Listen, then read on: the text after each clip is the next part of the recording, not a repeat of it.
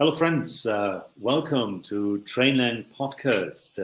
Today we are analyzing an A2 level, talking about modal verbs. And I'm here with my friend Stefan. Stefan, welcome. How are you? I'm doing good. Thank you. Thank you, Jonathan.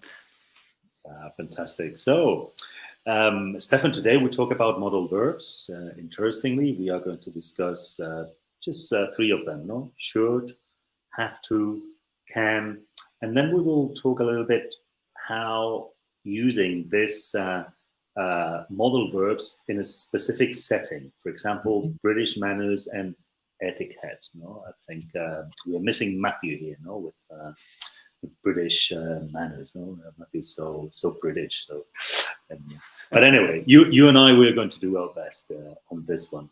So to start with, maybe we can define a little bit this modal verbs. We could start with should. What can you tell us about this modal verb? Should lo usamos más bien podemos usarlo para dos cosas, para dar consejos, ¿ok? Es como el deberías, ¿ok? For example, you should help him. You should help him. Deberías ayudarle, ¿ok? Pero también lo usamos para como obligaciones. Por eso vamos a luego aplicar todo esto a los modales británicos, ¿ok? Cosas que deberías hacer que se consideran aceptables, ¿no? O things that you shouldn't do, cosas que no deberías hacer. For example, you shouldn't steal, ¿ok? You shouldn't take things that are not yours. No deberías robar o tomar cosas que no son tuyas. Así que ese es el should. Very good, perfecto. Y como bien has dicho, el debería, ¿no? Que lo utilizamos también en español. What about have to? ¿Y qué nos podrías decir del have to? Have to es muy parecido al español a tener que hacer algo. ¿Okay? Es una obligación que tenemos. ¿Okay? Principalmente es muy parecido al must, pero tienen diferencias. ¿Okay? El must es obligaciones con más peso que el have to. También el have to suele ser una obligación externa que viene de fuera. Por ejemplo, in the library, you have to be quiet. ¿Okay? Mientras que el must es más una obligación personal. I must finish my homework for today. O I must go and visit my grandparents. Así que son obligaciones. Hay más matices con estas dos, así que si alguien quiere aprender un poco más acerca de esto, lo animamos a que se apunten a Trainlang y den una clase contigo, conmigo, con Matthew. Ya me adelanto un poco al final del podcast. Muy bien. No, está muy claro, ¿no? Se me estaba ocurriendo otro ejemplo, ¿no? Para ver la diferencia. Si alguien nos dice, you have to drink water, bueno, pues es algo que alguien nos está pidiendo, ve que nos falta, ¿no? Pero si alguien nos dice, you must drink water, ahí nos está como un poquito más de más peso. Exactamente. Okay, so then, what about can? Okay, can is easy. Yes, I can run, I can swim. Lo usamos para cosas que podemos hacer. También para cosas que tenemos o no tenemos permiso. For example, I can't use your car. ¿Ok? No porque no pueda, sino porque no tengo permiso para usarlo. O, bueno, el ejemplo típico, teacher, can I go to the toilet, please? No estamos preguntando si puedo o no puedo físicamente, estamos pidiendo permiso. Y para dar permiso usamos can y para denegar can't. Wow. What a good explanation, huh? You're such a great teacher. So, but today we promised our listeners that we were going to teach them how to use these modal verbs with British manners, ¿no? Con costumbres británicas, very, very polite and very, very nice. So, I think this is going to be fun. Stefan, just talking about this. Very good. Fantastic. So then with this in mind, just, I don't know, I can ask you first, for example, no, hey, if I want to attend a formal event, Stefan, what is your suggestion? Okay. You don't have to, no tienes por qué hacerlo, but you should ask the dress code. You should ask, what is the dress code? maybe it's formal, maybe it's informal, and casual smart, o smart casual. ¿Ok? Así deberías preguntar cuál es cómo hay que ir vestido. El código de vestimenta. Eso es. Las normas de etiqueta, dress code, la norma de etiqueta. Perfect. I have a question for you. Okay. Okay. What should you do? No. What mustn't you do? Okay, lo que no deberías de hacer when you are queuing. Cuando estás haciendo una cola. Queuing in England. Well, I mean, what you mustn't do is just push ahead, ¿no? Just, no hay que ni que colarse, ¿no? So you want to wait your turn, ¿no? So you should wait your turn. In fact, you must. You must wait your turn and not push ahead. This is very important. British people, we love queues. And something that I find frustrating when I'm in different countries is places that they don't queue. Okay. And for me, it makes me nervous. Por ejemplo, aquí en España se lleva mucho de llevar la vez. Who is the last person? ¿Cuál es el último? So number 1 is here, number 2 is there, number 3 is behind the tree, number 4 is next to the car. And that makes me nervous. Why it's so easy to make a queue, you know? So you should queue. You should learn how to queue. Hay que aprender a hacer colas en Inglaterra. Very good. And not jumping the queue, like some people do. Okay, fine.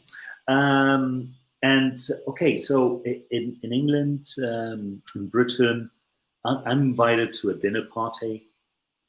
Is there any etiquette or any manner that I have to follow? Okay, you should bring a small gift. Okay, that's something expected from you. And when you arrive at the person's house, Jonathan, what do you have to do? What do you think you have to do when you arrive at their house? Well, I think I know what you're talking about. No, just you should take off your shoes. I mean, you should. So that's why you need to make sure that you don't have holey socks. No, just new potatoes. Hay que vigilar los calcetines que no tengan agujeritos cuando uno va a una casa donde se va a quitar los zapatos, ¿no? Okay, very good. Good. No, iba a añadir simplemente que en caso de que no haga falta quitárselo, los zapatos te lo dirán, ¿no? Entonces, si estás dando, empieza a quitártelos lento. Si ves que no te dicen nada, quítatelos. That's right. Y si te dicen nada, es okay. ¿No? Como hay moquetas, principalmente es por eso, ¿no? Para no ensuciar la moqueta. Very good. Okay. And okay, so we were talking about invitations. No, we go to someone's home. I have received an invitation. No? I mean, can I wait to answer, or what is the custom? No, you have to answer. Okay, promptly. Okay, promptly es con rapidez. You have to answer. You have to tell them if you are going or if you are not going. This is just something very basic. So you have to do that so they can plan. And imagine that I invite you to a restaurant. Okay, and we arrive at the restaurant. And do we just walk in and sit at the first table we want? What do we have to do? No. In fact, I think this is more and more. It's happening more and more here in Spain. In some of the restaurants, you cannot just get in and take whatever seat. It's free, but usually you should wait to be seated. Yeah, so that's something that we should do. And what if we are dining in a British restaurant? Let's talk about using the utensils. So what should we do, or what shouldn't we do? Okay, so we need to use the correct hand. So right hand knife, left hand fork, and then we use those to cut. And we need to cut the food in bite-sized pieces. Okay, hay que cortar la comida en trozos pequeños que nos quepan en la boca. Como no que nos quepan, pero que sean como trocitos, ¿no? bite size de bocado. And super important, you mustn't speak with your mouth full, okay? And you have to eat with your mouth closed, okay? Así que evitamos, no debemos hablar con la boca en la comida y comemos con la boca cerrada, sin hacer ruidos. Super important not to make noise. You mustn't make noise when eating. Very good, no? Just slurping. Or burping, no? Just Or burping, yes. In some cultures it's okay, but not in British culture. Japanese, no? Japanese cultures and things like this, no? But not in the British. Okay. Okay, so another setting. Now we move to a public setting, no? Public spaces like a hospital or another places. I don't know, any etiquette or manner that I have to follow. So you should keep your voice down. Okay, so we don't want other people to listen to our conversations. More than that is that we don't want to, how can I say this? They don't want to listen to our conversations, so why should they? So we need to keep our voice down. In fact, if you go, we have a podcast coming soon on British etiquette on the underground, which will be a very interesting one. What to do, how to behave on the underground. And one of the basics is, we keep our voice down. People are reading, people are thinking, maybe some people are working already on the underground. So we want to keep our voice down. So Jonathan, I have another question for you. What if someone offers a cup of tea? What should you do? Wow. No, just I think you have to accept it. No, you have to. So or let's change. No, you can accept as a gesture of hospitality. Good one, nice. Very good. And going back to the underground, what should you do if someone pregnant is near, or an elderly person, or someone who has been injured? Well, just I think all the public transportation have the same just banners, no stickers there, just that we should give up on a seat to someone who's elderly, disabled, or pregnant. That's good. Okay, so we have got a few more, but these are they're not related to modal verbs, pero son interesantes, ¿no? Sobre este tema. Por ejemplo, English people, what is it important to say please and thank you in British etiquette? Yeah, I would say, that this is it's important not to be polite. So it doesn't matter who you are speaking to, but politeness and good manners are always welcome. So and the English they say thank you a lot. Something they say a lot is the word sorry. They say sorry a lot, maybe for bumping into somebody, or maybe, I don't know, many situations day to day, and it comes out naturally. Oh, sorry, because we don't want to offend nobody.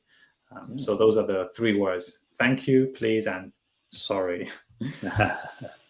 Well, I have to say thank you, Stefan, for your help. You have done an excellent work just helping me this morning, just with this podcast. And as usual, if our friends, our listeners want to learn English with us, where can they go? So they can go to www.campus.trainlang.com. There there are more podcasts, there are blogs related to these podcasts. We have a very complete campus donde hay un montón de información, de explicación de gramática, ejercicios y material de clase para dar con el profesor y practicar. Así que os animamos a todos a echarle un vistazo y probar la primera clase, que es gratuita. Os esperamos, amigos. Okay. Bye, Stefan. Take care. Bye, Jonathan.